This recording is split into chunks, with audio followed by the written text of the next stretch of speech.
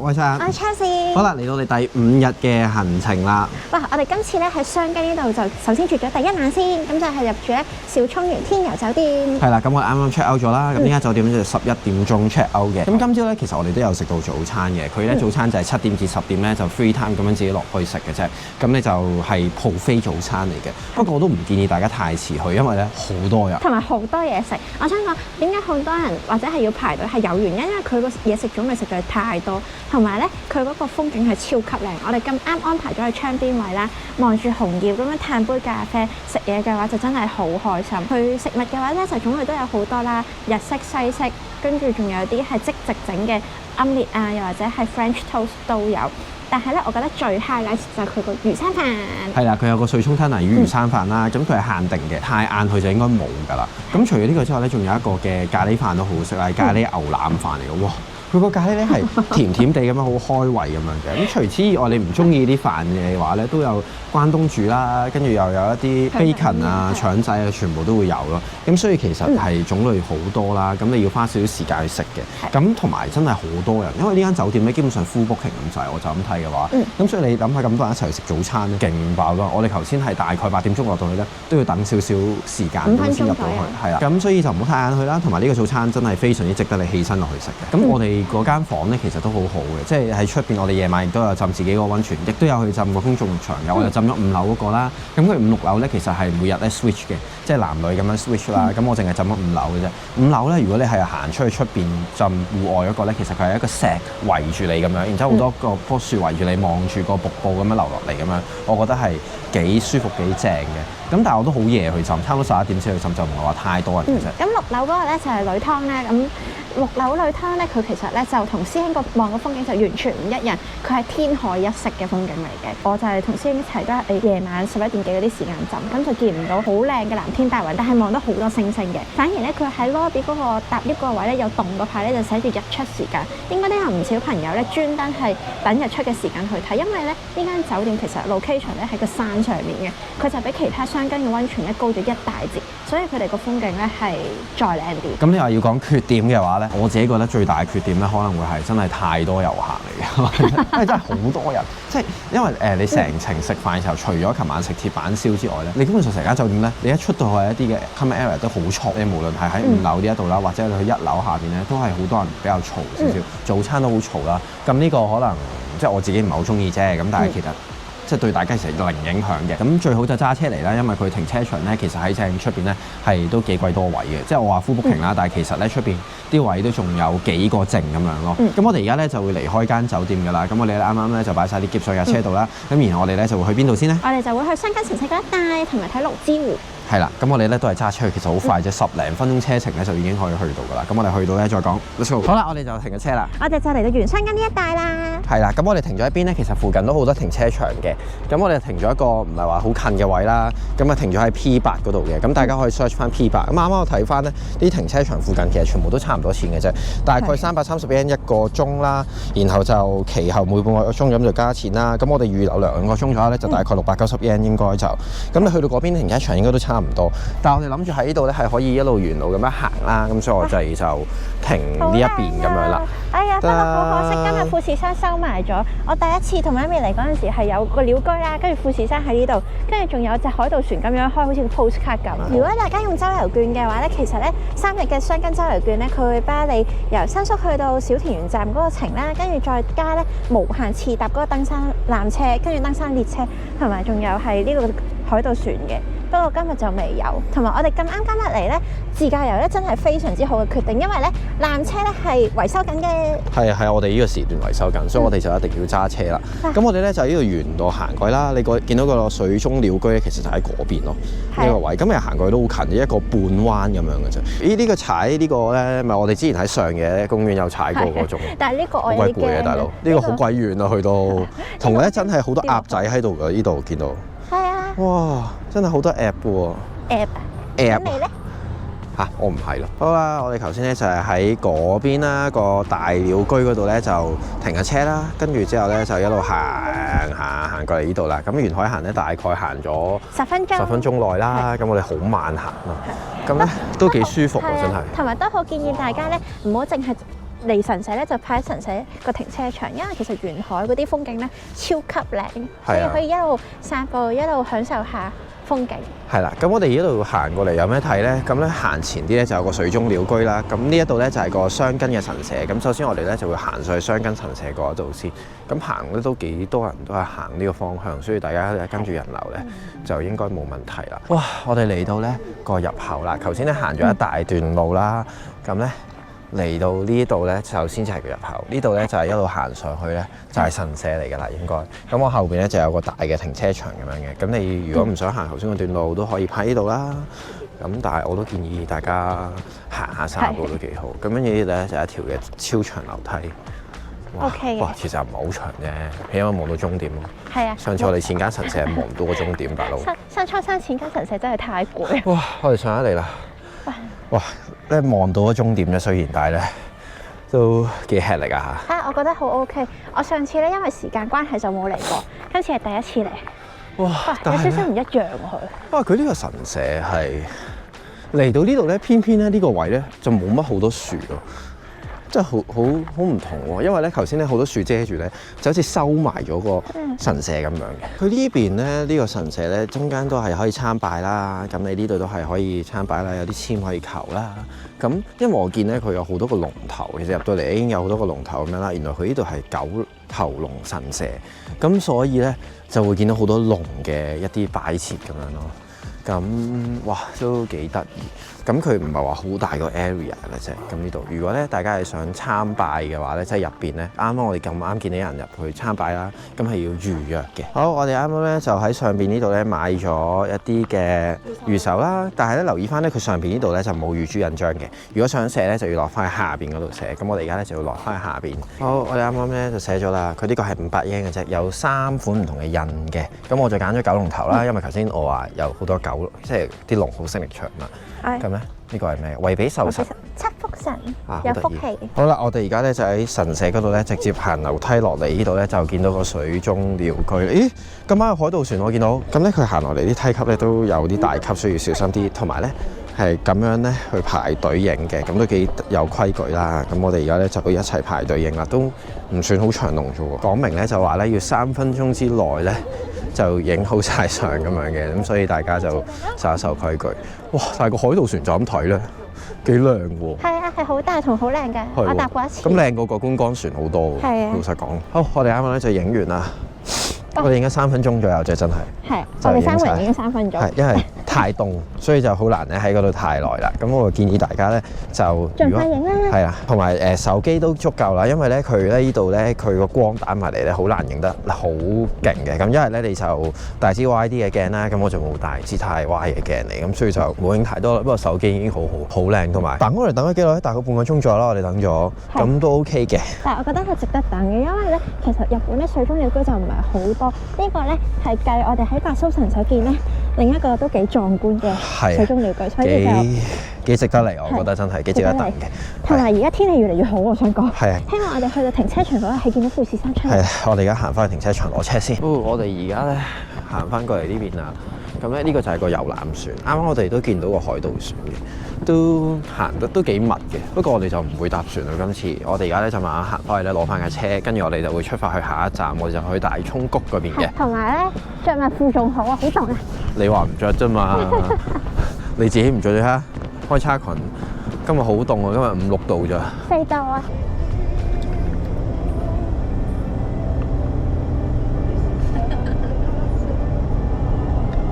哇，好陽光啊！得嚟，我普通車係轉右。係啊。OK，呢度。哦，好多位啊，近排啊！哦，我哋就上到嚟大涌谷呢一度啦。喂，辛苦帶你嘅沿路山路好崎嶇嘅呢個。同埋咧有啲飄雪啦，咁唔係話好勁嘅，咁所以話冇雪胎咧，暫時都係可以應付得到嘅。咁但係咧上到嚟呢度咧，好凍啊，得1度啫，黐線。得1度，同埋咧一上到嚟咧就已經聞到嗰陣硫磺味，好係啊係啊，同埋咧嚟到呢個停車場啦，咁都要收費嘅，係2個鐘頭500 yen，好似係咁 OK 啦，合理嘅。咁呢度咧都仲有啲酥粉店啊，有嘢食啊咁樣啦。但係呢度真係好凍啊！咁上到嚟為咗睇咩咧？就係睇呢度啦。得啊，啲煙啊！呢個係地熱啊！冇錯，呢度係啲地熱啦。咁咧就會，因為你咧近溫泉嘅地方咧，你就一定係咧有呢啲嘢嘅。只不過我哋上次咧阿蘇咧就睇唔到啊，睇唔到火山口啦。今次我哋咧就睇到呢一個，哇！但係好凍啊，黐線！但係同埋好彩，我哋真係諗住自駕遊，因為而家維修緊，你見唔見到啲吊臂？係啦，如果咧係登山纜車。係啦，如果我哋之前咧，即係你哋之後大家嚟嘅話咧，係搭纜車咧就可以喺呢一度啦，就上到嚟嘅。我哋沿路都見到纜車嘅，只不過而家咧就未開放咁樣啦。當你哋第一次見雪啊！係啊，其實唔知影唔影到啊，但係而家係好多飄雪㗎嘛。成身都有啊！係咪啊？呢度覺得呢啲啊，哇，好靚啊！跟住爸爸咧頭先就食緊個雪糕，黐線一度喺度食雪糕。同埋呢度咧都有好多唔同嘅手信可以買嘅。但係如果你係冇揸車，亦都唔搭呢個纜車嘅話咧，咁都會有巴士，又可以喺嗰度咧就可以搭翻落去唔記咗咩站？小涌園啊，係嗰個站咁樣咯。同埋咧，其實咧，如果你最想點樣去欣賞呢一段路咧，其實係搭登山纜車係最好，因為個登山纜車咧，我之前搭過咧，你係咧直情係俯瞰佢嘅。係啊。咁就同咧亞蘇火山咧，你要專登搭直升機唔一樣。呢個就搭纜車超方便，同埋可以包車嘅自己。頭先我哋咧停車場就係喺嗰個位置啦。咁咧一嚟到咧就左右都會有咧一啲嘅酥粉鋪頭，亦都有啲餐廳仔咁樣嘅。咁呢度咧就會係嗰個纜車站啦。咁纜車站咧亦都會有少少酥粉賣下嘅。入去咧係啲人做咩咧？除咗買就係取暖。好凍，因為一嚟到嗰下咧個溫差太大啦，上到嚟呢個位。係啊。同埋而家呢度有雪咧，好靚啊！唔知影唔影到啊？希望影到啦，係我第一次睇雪咋。我哋而家咧就入咗嚟咧手信鋪啦。佢有賣富士山嘅餅，其實咧我哋應該係可以睇到富士山嘅，不過咧有啲雲咧咁啊遮住咗睇唔到。我 key 翻個圖，因為上次同媽咪嚟係睇得到嘅我。我突然間出去唔知會唔會睇到咧？佢都好多唔同嘅手信嚟。嗱呢邊咧就係酒嘅區啦。咁跟住咧頭先嗰邊有嗰個蛋啦。佢話咧呢個蛋咧係用呢一邊嘅溫泉嘅熱力咧就去蒸出嚟咁樣嘅。咁所以咧呢個蛋就非常出名，係一定要食嘅。咁你可以買喺度即刻食啦，又或者咧你可以買酒都得嘅。咁呢個咧就係啲黑咖喱。你要試下？你講呢個咖喱啊？係啊，屎味嘅咖喱定咖喱味嘅屎啊？佢好似呢個係屎味嘅屎啊！會唔會？我哋啱啱咧買咗少少酥粉，跟住咧就擺咗上車啦。然後我哋咧就行個圈，行埋過對面呢一度啦。呢邊就有啲嘢食嘅。原本咧富士山咧應該係呢一個位嘅，就係俾嚿雲遮住咗咯。呢邊咧係我哋頭先冇行過嘅地方嚟嘅。咁隔離咧佢有一間嘅拉麵鋪嘅呢度。咁如果肚餓嘅話咧都可以食下拉麵啦。佢又唔係話真係好貴啫喎。有炒飯啊，嗰啲食都有。佢拉麵講緊係1000零yen左右啦，1200 yen 一個拉麵，係咪咯？係，但係唔好期望好好食啦。係，不過你咁辛苦上到嚟啦，食。不過你仲可以有冇？仲可以有冇冰凍嘅啤酒添啊？我有冇啤酒點揸車落去啊？呢度咧，我覺得個蛋係唯一一樣真係好需要買嘅，其他我就覺得係一般啦，咁就唔一定要喺度買嘅。咁但係行下上到嚟買少少紀念品，我都覺得係幾值得。始終呢度係唔係咁容易上到嚟嘅地方咯。哦，喺拉麵鋪咧隔離呢個位咧，原來仲有得再上去喎。佢咧有得咧預約咧，就會帶你落去咧，係睇下邊嗰啲 melting point 咁樣嘅。哇！咁唔知點樣預約咧？因為我哋就冇做呢樣嘢。咁應該係呢度咁樣開始入去咯，就會有工作人員帶你啦，咁就會戴晒頭盔咁樣入去嘅。哦，啱啱我哋就見到咧有一班朋友咧，佢哋就已經咧完成咗成個 tour 啦，咁你就翻出嚟咁樣啦。哇，係喺呢度咁樣行一個圈咁樣嘅，應該係我估。哇，其實如果有 book 咁樣咧行一次咧，都幾正喎，嗰個感覺係。哇，越嚟越大雪喎！因為越嚟越凍啊嘛，因為天越嚟越黑啊嘛。係啊，真係越嚟越大雪。咁我哋咧差唔多咧買埋個蛋咧，就真係走啦。係啊。但係呢度咧係好值得嚟啦。超推介，同埋盡量都唔好揀落雨嘅日子嚟，因為乜都睇唔到。落雨啊！你揸條路又辛苦，你又冇嘢睇到啦。咁我哋今日好天，睇下後面，哇！係睇唔到富士山。原本咧，如果我哋應該睇到富士山㗎，但係而家睇唔到啦，冇辦法啦。睇到好少啊，好呢一個咯，佢原本係喺呢一度㗎，係超大㗎。唔緊要啦。好啦，我哋頭先就買咗蛋啊，蛋咧就係500蚊4隻嘅，咁咧就係嚟到呢度必食嘅黑色嘅蛋，我食咗會延年益壽喎。我哋咧就喺車度亂粒粒咁樣食，開住個暖氣。係。哇！佢真係黑色嘅蛋嚟嘅喎。熱定係凍㗎？熱㗎。哦，跟住咧保暖嘅喎。點食啊？跟住咧？跟住着落你個頭食咯。我哋去酒店先食啊，好鬧教嘅原來。嚇係啊！佢係可以今日買啦，跟住聽日先食嘅，所以就都 OK。咁啊，咁翻去先食咯。係啊，到暖手啦。咁你嗰隻係你嘅咯喎，我唔要你嗰隻喎。好啦，咁我哋咧而家咧就準備去多個廁所，跟住就差唔多就走。我哋喺度逗留咗個零鐘，差唔多2個鐘度啦。咁我覺得係非常之值得嚟嘅呢一度。同埋咧，留意翻佢有冇開放時間。有機會咧，可能咧佢太 active 啦，咁所以佢就會封咗。佢好似我哋上次咧去亞蘇火山嗰陣時咧，係去到第3段咧就上唔到去睇，咁就要望清楚。係啦，咁我哋今次好彩，終於可以睇到啦。上次我哋睇唔到。咁好啦，我哋而家咧就可能去多個廁所，然後咧我哋就會翻去酒店啦。今日我哋咧都係住雙根呢一邊嘅酒店嘅，咁啊車程唔係好耐，大概半個鐘左右嘅啫。我哋喺去酒店嘅途中咧，喺一個中間點停低咗。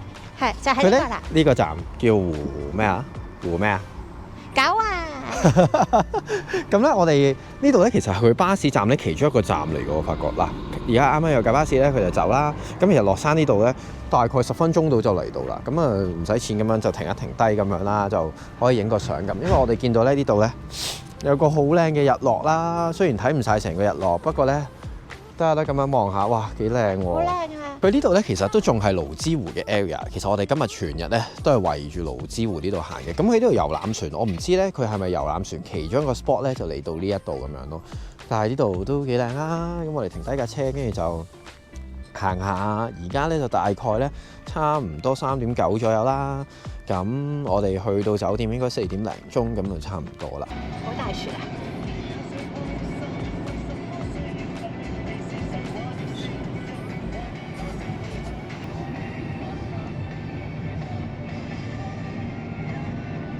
好靚喎，影下相。哇！我哋啱啱咧嚟到酒店啦，但係咧突然間落雪啦。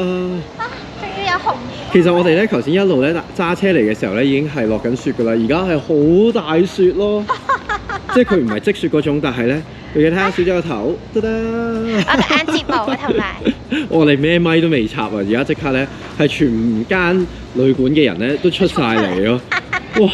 係頭先咧，因為佢哋咧冇乜點接待我哋，因為佢哋好開心喺度玩緊雪咯，好多人喺度。好啦，我哋而家咧就入咗嚟入邊啦。而家咧好大雪啊，出邊即係都幾密下，我覺得。咁咧而家我哋就準備 check in 啦。咁呢度就係 check in 嘅 area 啦。今晚我哋住呢一間咧就唔係話太過貴嘅一間酒店嚟嘅，不過咧佢位置咧都幾唔錯。咁我就咁入到嚟都有其他嘢啊，有啲嘢咁可以飲下啦。咁我哋而家咧就 set 好蛋先。好啦，而家咧就嚟到我哋第2間嘅溫泉旅館啦，即刻同大家嚟個 room tour 先。因為咧，尋晚住嗰間咧就有啲貴，所以我哋今次咧就係一間房就貴啲啦，一間房就平啲。咁就呢一間咧就係性價比幾高嘅酒店嚟嘅，咁就叫芒草之源一支旅館，同尋日好唔一樣。尋日就係咧拍卡嘅，今日就係好傳統嘅鎖匙。咁我哋就住202啦，爸爸住203。咁個房型咧其實都一模一樣嘅，咁就一泊兩食。我哋包埋早餐同晚餐。首先一入嚟啦，玄關就係一個好細嘅廁所啦。跟住佢呢度咧，因為係 budget 嘅酒店咧，所以佢就係紙杯嚟嘅。咁牙刷啊或者各樣嘢嘅話咧，都應該係要喺 lobby 度拎。我哋陣間再細睇一下。好啦，之後就到廁所呢個位。咦，我記得着拖鞋咯，今次。好啦。係咩？係啊，都係好正常嘅胎台咯，冇乜特別。同埋都係有得洗 pat pat 啊，各樣嘢。呢啲基本有啦，係咪？係呢啲基本嚟嘅，每次住都有。之後一門之隔咧，就到我哋瞓覺嘅地方。瞓覺呢個地方好特別，因為我哋而家住咧係住2樓啦。咁你見佢屋頂咧咁尖上去，所以2樓嘅樓底咧 suppose 咧應該係比1樓嘅樓底咧係高啲嘅。咁就係瞓2張榻榻米，咁可以排埋一齊，同埋床頭都有個插數位。咁但係咧上落就小心，呢度有一級啊！噔噔啊，好得意嘅呢個位。之後我就覺得咧，佢咧呢個酒店一間房型咧，同佢喺 Agoda 或者係 Trip.com 啊網上面見啲圖片咧係一模一樣嘅。佢又唔會話特別影到話好大咁樣。呢間房咧就唔算話好大，但係個空間咧都幾闊落下。咁就電視機咧就喺呢度啦，喺個廳嗰度啦，跟住前面就有張台，跟住有2張凳咁樣可以舒舒服服咁樣坐低。同埋咧佢呢度有暖氣嘅，你會 feel 到咧隻腳咧下面有少少暖粒粒嘅，尤其是出風口喺嗰個位。好啦，電視機下面咧有啲乜嘢咧？就係有大眾浴場。去大眾浴場嗰陣時咧就有攬，都其實同尋日個攬咧係一模一樣嘅。但係佢咧就 pack 好晒啲嘢俾你啦，浴衣個帶啦、洗面毛巾啦同埋毛巾。咁佢咧 check in 嗰陣時都有講，大眾浴場咧就係喺佢哋 lobby 嗰個位，咁就記得要帶自己嘅毛巾。因為尋日嗰間咧就係本身浴場入面就有再提供 extra 嘅毛巾俾你嘅，但係呢間就冇啦。咁就大家記得拎住袋嘢去浸浴。之後隔離咧都係有個雪櫃啦，正常操作，但係乜都冇嘅。我哋陣間可以雪啲嘢入去啦，跟住就有個好迷你嘅暖水壺。我想講迷你度咧 maximum 係800ml嘅就個水，1 litre都冇。跟住仲有個風扇啊，但係我哋就會唔用咯。好啦，隔離啦就有個衣櫃啦，我哋已經預先掛咗2件褸，跟住咧酒店咧都會有提供羽織嘅。咁就我哋可以陣間咧着住去食飯啦。浴衣嘅話咧，房入面係冇提供嘅，因為咧佢全部咧就擺晒喺 lobby 嗰度。咁男裝女裝咧都有唔同嘅選擇，咁我哋睇下可以揀啲咩 pattern 啦。好啦，之後啦就到咧我最 concern 嘅位就係私人風呂。呢間酒店咧其實唔係話好貴，但係咧佢都一樣有私人風呂嘅。好，一齊入嚟睇下先。呢個位，呢個位係放咩㗎？放你擎水，唔好水滴滴咁樣入間房咯。哦，所以佢呢度有個地氈咁樣，有個毛氈咁樣墊地下咁樣索下啲水。好啦，之後我覺得咧，比尋日 make sense 啲嘅話咧，就係因為呢度係淋浴，跟住隔離就已經係咧浸浴嘅地方啦。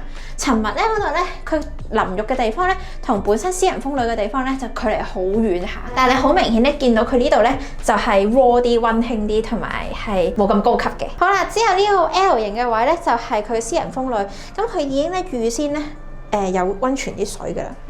哇，好熱下喎！我想講，頭先我有試過一次，係啊，成個人咧都暖粒粒，同埋佢有少少咧臭臭嘅硫磺味嘅。最後啦，就到咧師兄最驚嘅昆蟲，咁有個網俾你咧，可以撈啲昆蟲走嘅。因為呢度咧都有個空間，有機會有啲昆蟲入嚟。佢呢度咧有個防蚊網，你可以打開個窗去浸溫泉嘅，但係就記得咧拉翻個防蚊網，咁就唔會有昆蟲嚟入嚟間房咯。咁咧佢依間酒店咧佢就冇提供到咖啡嘅，咁佢就有呢啲嘅茶啦。咁我覺得啲茶包都 OK 嘅。咁另外佢仲有一個呢個腸咧，係咪啊？腸嚟？哦，brown sugar donut 嚟㗎。哇！咁係一個甜品嚟嘅，係啊，咁都 OK 啦。咁你話而家飲杯熱茶咁都幾好啊。咁另外個電視咧，其實咧都係比較舊式嘅電視，同琴日一樣嘅。